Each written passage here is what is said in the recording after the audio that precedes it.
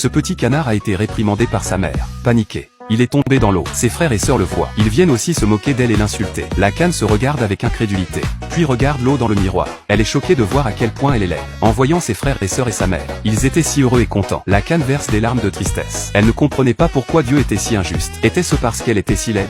Se souvenant de l'après-midi où sa mère l'a mise au monde, le père se promenait anxieusement au même endroit. Par inadvertance, il s'était taillé une maison de 3 pièces. Quelques cris de canard. Les canetons sont enfin nés. Le père de la canne était si excité qu'il les a pris dans ses bras et les a embrassés. Puis il va consoler la maman canard. Soudain, l'estomac de la mère canne se sent mal à l'aise. Un œuf vert a encore été pondu. Le père canard se précipite pour le regarder. Il a vu une paire de grosses pattes sortir de l'œuf. Puis ils ont sauté hors du nid. Il s'agissait d'un vilain caneton blanc. Le père canard a regardé les autres enfants. Il a décidé que ce canard n'était certainement pas le sien. Il a donc jeté un regard furieux à la mère canard. Il lui a demandé d'où venait le bébé. La maman canard a également eu l'air perplexe. Le père du canard dit alors: tu as dû me cacher beaucoup de choses qui n'auraient pas dû arriver. Ce bébé n'est certainement pas le mien. Les deux se sont disputés devant les enfants. La mère canard était furieuse. Elle a giflé le père du canard. Le père a donc déclaré unilatéralement qu'il divorçait. La maman canard s'en moque. Elle a emmené ses enfants jouer avec classe. Le vilain petit canard ne savait plus quoi faire. Après quelques délibérations, il a finalement suivi la mère canard.